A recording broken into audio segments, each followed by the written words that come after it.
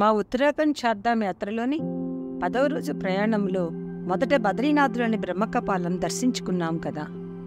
ఇప్పుడు మనం బద్రీనాథ్కి 5 కిలోమీటర్ల దూరంలో భారత చైనా సరిహద్దుల్లో ఉన్న దేశంలోనే మొట్టమొదటి గ్రామం అయిన మనా గ్రామంలో ఉన్న సరస్వతీ నది జన్మస్థానం గురించి, అష్టాదశ పురాణాల్ని మహాభారతాన్ని రచించిన వ్యాస మహర్షి యొక్క గుహ, గణేష్ గుహ తదితర ప్రదేశాలను గురించి మనం తెలుసుకుందాం.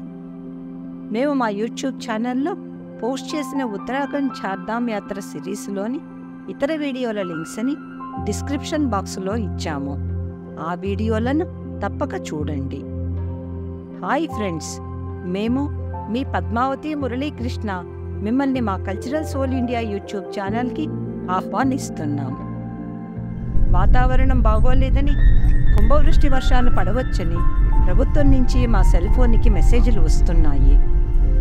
మన్నాడు సాధ్యమైనంత త్వరగా తిరుగు ప్రయాణం మొదలు పెడితే బాగుంటుందని డ్రైవర్ మమ్మల్ని హెచ్చరించడంతో మన్నాడు చూడవలసిన దేశంలోనే మొట్టమొదటి గ్రామం అయిన మనా గ్రామంకి ఆ రోజే బయలుదేరి వెళ్ళాం.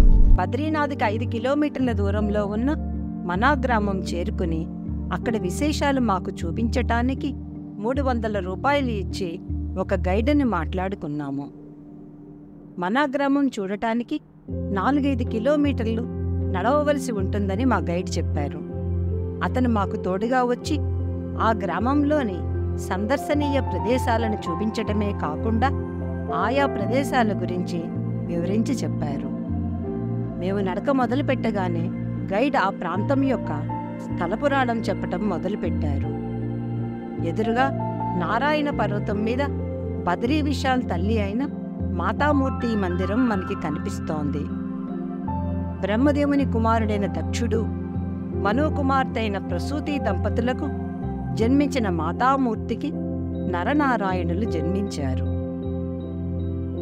ఇప్పుడు మనం నిలబడి ఉన్న పర్వతం పేరు నర. అలకనందా నదికి అవతల ఒడ్డున ఉన్న పర్వతం పేరు నారాయణ. ప్రతి సంవత్సరము భాద్రపద శుక్ల ద్వాదశి రోజున మాత్రమే మాతామూర్తి మందిరం తెరుస్తారు. ఆ రోజున బద్రీనాథ్లో ఉండే రావల్జీ బద్రీ విశాల్ వేషధారణలో మాతామూర్తి మందిరంకు వచ్చి తల్లితో కలిసి భోజనం చేయటం ఇక్కడే ఆనవాయితీ. ఆ రోజున ఈ గ్రామంలో పెద్ద పెట్టిన ఉత్సవం జరుగుతుంది. మేము ప్రస్తుతం అలకనందా నది ఒడ్డున నరనారాయణ పర్వతాల మధ్యలో నడుస్తున్నాము. దూరంగా పర్వతాల మీద కనిపిస్తున్న వసుంధరా జలపాతంని గైడ్ మాకు చూపించారు. అక్కడికి వెళ్ళాలంటే చాలా దూరం ట్రెక్కింగ్ చేయాలి. గ్రామంలోని ఇరుకిరుకు సందుల్లో నడుచుకుంటూ వెడుతున్నాము. ఎక్కడ చూసినా యాత్రికులే కనిపిస్తున్నారు. రోడ్డు పక్కన ఉన్న ఇళ్ల గోడల మీద పురాణ కథలను ప్రతిబింబించే రకరకాల వర్ణచిత్రాలు కనిపిస్తున్నాయి. ఈ గ్రామం నుంచే పాండవులు స్వర్గారోహణం కోసం బయలుదేరారని చెప్పడానికి చిహ్నంగా ఒక గోడ మీద పాండవులు, ద్రౌపది స్వర్గారోహణం చేస్తున్న సన్నివేశాన్ని చిత్రించారు. ఈ గ్రామంలోని ప్రజలు సంవత్సరంలో 6 నెలలు మాత్రమే ఇక్కడ ఉండి, శీతాకాలం మొదలు అయ్యాక 6 నెలల పాటు ఈ గ్రామం వదిలిపెట్టి దూర ప్రాంతాలైన చెమేలి, జోషిమఠ్ లాంటి ఊళ్లకు వెళ్ళిపోతారు. ఆ సమయంలో సరిహద్దు రక్షణ కోసం డ్యూటీలో ఉన్న సైనికులు మాత్రమే ఈ గ్రామంలో ఉంటారు. మేము నడుస్తూ బద్రీనాథ్ ఆలయానికి క్షేత్రపాలకుడు అయిన ఘంటాకర్ణుడి ఆలయంకి చేరుకున్నాము. మేము అక్కడ ఉండగానే కొంతమంది గ్రామస్తులు ఆ ప్రాంతపు సంప్రదాయపు దుస్తులను ధరించి ఆలయం చూడటానికి వచ్చారు.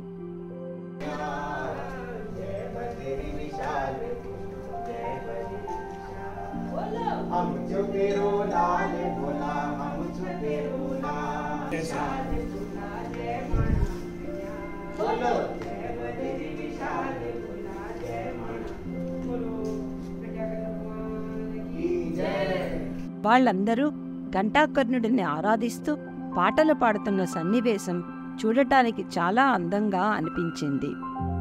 స్థానికంగా ఉండే ఈ కమ్యూనిటీ హాల్లో సాంస్కృతిక కార్యక్రమాలు జరుగుతూ ఉంటాయి. అలా నడుచుకుంటూ వెడుతుంటే ఎత్తు ఎక్కలేక మాకు ఊపిరి అందటం లేదు. గైడ్ మాకు సహాయంగా లేకపోతే ఆ ఇరుకు సందుల్లో దారి తప్పిపోయి నడవలేక సగం దారిలోనే వెనక్కి వచ్చేసేవాళ్లమేమో. కింద లోయలో పెద్ద హోరుతో ప్రవహిస్తున్న సరస్వతీ నదిని గైడ్ మాకు చూపించారు. ఇంకొద్ది మీటర్లు ముందుకు వెడితే సరస్వతీ నది జన్మస్థానం కనిపిస్తుందని చెబుతూ సరస్వతీ నది జన్మస్థానం నుంచి కొద్ది దూరం మాత్రమే ప్రవహించి అలకనందా నదిలో సంగమించే కేశవప్రయాగ సంగమ స్థానాన్ని చూపించారు. కేశవప్రయాగలో అదృశ్యమైన సరస్వతీ నది అంతర్వాహినిగా ప్రవహించి ప్రయాగ దగ్గర త్రివేణి సంగమంలో గంగానదిలో కలుస్తుందని చెబుతారు.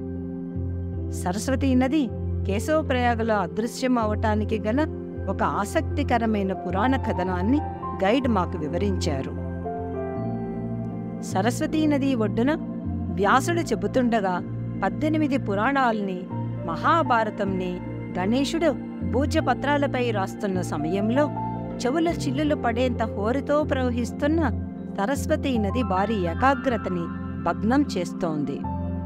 తమ పనికి అంతరాయం కలిగించవద్దని వారు కోరటంతో సరస్వతీ నది అంతర్వాహినిగా మారి భూమిలోకి నిక్షిప్తం అయిపోతుంది. మరికొంత దూరం నడిచి గణేశుని గుహని చేరుకున్నాము. ఈ ప్రాంతాన్ని మణిభద్రపురి అని అంటారు. ఎదురుగా కనిపిస్తున్నదే గణేశ గుహ. ఈ గుహలోనే గణేశుడు వ్యాసమహర్షి చెప్పిన 18 పురాణాల్ని, మహాభారతాన్ని భూజపత్రాల మీద రచించాడు. అక్కడి నుంచి బయలుదేరి మెట్లు ఎక్కుతుంటే ఒకప్పుడు ఈ గ్రామాన్ని భారతదేశానికి చిట్ట చివరి గ్రామం అని, ఇక్కడ ఉన్న టీ దుకాణాన్ని భారతదేశంలోనే చిట్ట చివరి టీ దుకాణం అని గుర్తు చేస్తున్న బోర్డ్స్ కనిపించాయి. అయితే మోడీ ప్రధానమంత్రి హోదాలో ఇక్కడికి వచ్చినప్పుడు ఈ గ్రామం దేశంలోనే ప్రథమ గ్రామం అని, ఈ టీ దుకాణం దేశంలోనే ప్రథమ టీ దుకాణం అని మార్పించారు. మెట్లు ఎక్కుతుంటే State Bank of India Joshimath branch వారి ప్రకటన అందరి దృష్టిని ఆకర్షిస్తోంది. ఇక్కడి ప్రజలకు ఆ బ్యాంకు అప్పులు ఇస్తుందని గైడ్ గర్వంగా చెప్పారు. అక్కడి నుంచి బయలుదేరి వ్యాసగుహ ప్రాంగణం దగ్గరికి చేరుకున్నాము. వ్యాసగుహ ప్రాంగణంలోకి అడుగుపెట్టగానే 5332 సంవత్సరాల చరిత్ర గల ఆ వ్యాసగుహ ఆకారం పుస్తకాలు ఒకదానిపై ఒకటి పేర్చినట్టుగా కనిపించింది. కలియుగం ఆరంభమైనప్పుడు వేదవ్యాసుడు రచించిన అష్టాదశ పురాణాలు, మహాభారత గ్రంథం ఆ రాతి పొరలలో నిక్షిప్తం అయిపోయాయని, అందుకే వ్యాసగుహ ఆకారం ఇలా ఉందని అక్కడ ఉన్న పండిట్ వివరించారు. రాతి పలకలతో కూడిన ఆ బండరాయి పైభాగంలో వ్యాసపోది అని, వ్యాసగుహ మీద పవిత్ర గుహ అని రాసి ఉంచారు. వ్యాసగుహలో పురాతనమైన వేదవ్యాసుడి విగ్రహం కనిపించింది. అక్కడే విష్ణుమూర్తి, వ్యాసుని కొడుకు సుఖదేవుడు, మాధవాచార్య విగ్రహాలు కూడా ఉన్నాయి. అదే రాతిలో ఉన్న రెండవ గుహలో ఓం నమో వాసుదేవాయ అని దేవనాగరి లిపిలో వేదవ్యాసుడు రాసినట్లుగా చెబుతున్న ఒక నల్లటి రాతి పలక కనిపించింది. బయట కూర్చున్న సాధువు నా ఆసక్తి గమనించి వ్యాసగుహ గురించి చెప్పటమే కాకుండా అక్కడే పెరుగుతున్న భూజవృక్షం యొక్క బెరడుముక్క ఇచ్చి నన్ను పూజాగృహంలో పెట్టుకోమన్నారు. పూర్వం మునులు ఆ పవిత్ర వృక్షం యొక్క బెరడు మీదనే ఎన్నో గ్రంథాలు రాసి మనకి అందించారు. వ్యాసగుహ పక్కనే ఉన్న దేశంలోనే ప్రథమ టీ దుకాణంలో టీ తాగి సరస్వతీ నది యొక్క జన్మస్థానం దగ్గరికి బయలుదేరాము. దూరం నుంచే మాకు సరస్వతీ నది ప్రవాహం యొక్క హోరు పెద్ద శబ్దంతో వినిపిస్తోంది. చెవులు దిబ్బళ్ళు పడేటట్టు వినిపిస్తున్న ఆ ప్రవాహం యొక్క హోరు గణేశుని ఏకాగ్రతని భంగం కలిగించిందని అనటంలో ఎటువంటి అతిశయోక్తి లేదు.